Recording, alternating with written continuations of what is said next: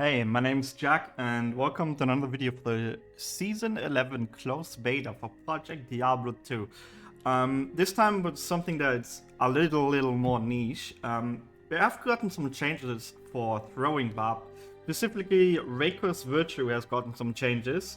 It now has 2 to 3 double throw. So I thought myself, the you may apply additional curse, of course, is very good on this hum.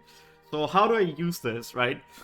And I thought about Warshrike. So normally people don't use these because when you play a throwing Barb, what you normally do is you get a Ghost Glaive, an ethereal Ghost Glaive, and you want to rev it with Chassis and get as high as possible enhanced damage as you possibly can. Right? So that's how throwing Barb is normally played. And you also have like a lacerate, and you also have to cast Amplify on striking and stuff like that. I'll be playing this a little differently. I'll be using 2 Warshrikes, each with lightning rainbow facets in them.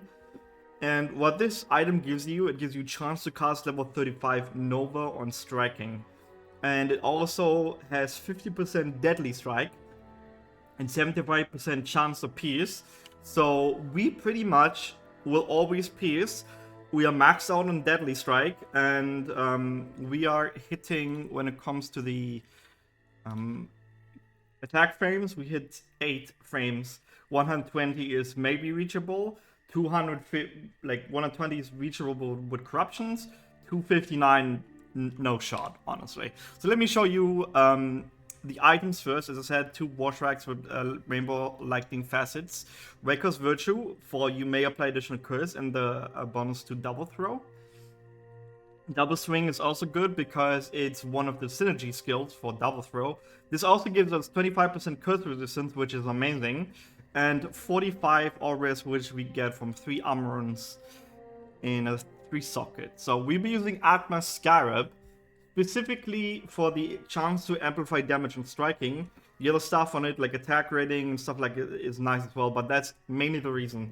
So you might be asking, why would you not use like a lacerator or amplify damage on striking on a merc? Because our merc is using the rapture word, which gives us lower resist on striking. So the amplified damage is for the physical damage part of the throwing ability, and the lower res is for the lightning damage, which we get from Nova. Level 35 Nova is actually pretty high, and you'll be seeing it actually does quite a good amount of clear, especially when the lower resist curse is on it. And the way that Pierce works, when a projectile pierces an enemy, it seeks out the most nearby target, and then it has another chance to proc Nova, right? So the Nova procs are extreme. I'll be using a Fortitude for the enhanced damage, which is the best pretty much in slot in this build, I'd say. You can also use an Enigma for repositioning. Personally, I like the enhanced damage a lot to get more damage out, reaching about 4k. Cool height. There's a bunch of choices on the gloves that you can use. I'd say the Ghoul Hide is the best. You need IS. Mana Steal a hit is really nice as well. And damage to undead, attack rating against undead, of course. Then you can also maybe go for Dracul's. I wouldn't go for Soul Drainer, even though the enemy physical resistance is really nice and the monster defense hit. It doesn't have increased attack speed. So almost all of these gloves which don't give increased attack speed are pretty much not worth it. You can go for rare gloves, kind of like this. Maybe instead of strength or replenish, like it has double leech on it. But I'd say Ghoulhead is best simply because of the extra damage to undead. Then Volkatos, pretty straightforward, right? Lifesteal +1 to skills. The other ring is Ravenfrost. If you have a cannot be frozen corruption on your chest, like maybe not the chest, these are rune words, right? So chest, helmet, amulet is really rare. You can also have it on a shield, so let's see, cannot be frozen corruption is possible. You would replace this with a wisp projector most likely, or another Volkatos, whatever you got. Nosferatu's Coil for the, again, increased attack speed and Deadly Strike. We're trying to hit Deadly Strike cap as much as possible. And Goal Raider also for the Deadly Strike Crushing Blow, Faster Run Walk is really nice open wounds. It's nice to have. In the Switch, normally you would have here 2 bow sticks. So this Mang Song is literally just there to basically simulate the bow sticks, because I don't want to roll them with the myself. I shot the Merc level, again, Rapture Rune Word, because we have 2 curse limits, so we had lower West curse for the lightning damage. Andari's Visage, ignore the armor runes in there. What you can also use instead of Andari's Visage is obviously you can use Vamp Gaze, right? So this was, but I'd actually use Andari's Visage instead for the attack speed. The Ogre Maul, or you need to think about like the Rapture Rune Word, needs to be in a maul, like in a 2-handed maul, and the Rune Word itself has extremely low base increased attack speed. As you can see, 20%. That's really low, right? So we need to give Merc more attack speed to hit IS frames, so he can actually apply the lower rest curse like better. Then for the chest, Leviathan, Shaft Top, PDR, just physical damage reduction as much as possible. I gave him these IAS gloves, again, put IAS on the Merc so he reaches points. Wodongus for the PDR, and some resistance boots, pretty much straightforward. And that is the equipment. Let me show off the skill build. It's pretty straightforward. These are synergies, and over here we'll be using double throw. So max out of these, put 1 point into all of these passives. They're nice to have, right, for the all skills. And then we'll be going down the Warcry tree and get Battle Command. We're maxing Battle Command, which will give us an additional +3 from the base skills. Right, so we're reaching level 30, which gives us +3.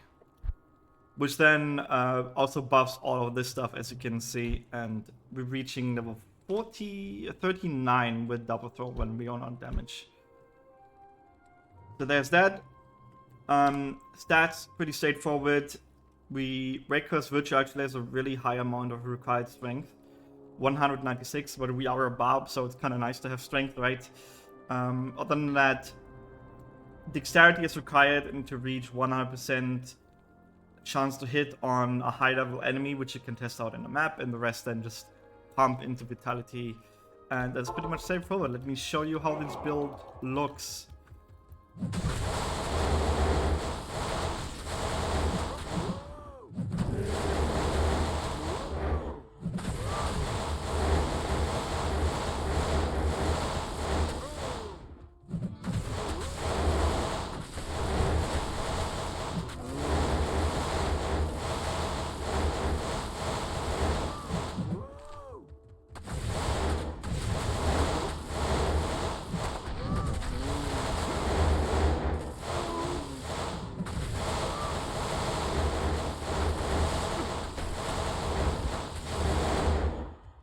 So as you can see, Atmas Scarab works really well.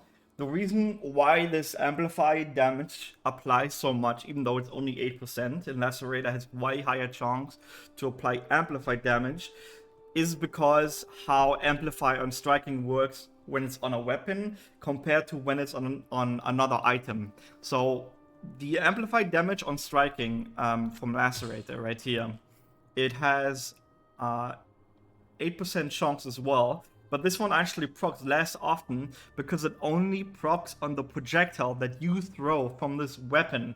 Atmas Scarab procs on all of your throws and damage, right? So that's why it procs way more often compared to the Lacerator, who also would take away chance of pierce and deadly strike, right? So it will a lot easier proc with Atmas Scarab. As you saw, it like the build clears really, really well, even though it's a little bit more of a niche version of a throw barb. I have also tested this on some of the map bosses. It is actually not bad at all. Especially the Merc is really tanky, and he just, with all of these PDR that he has on, he is actually really hard to kill. and he also adds like additional like fissures. He has prevents monster heal, right? Like this merc is like almost 2,300 life. He actually does a good amount of damage with the Rapture Wound too. Yeah, so this is a more of a niche version of a throw buff using the Warshrike winged knives. And that's pretty much the video. If you like, leave a subscribe. See you around.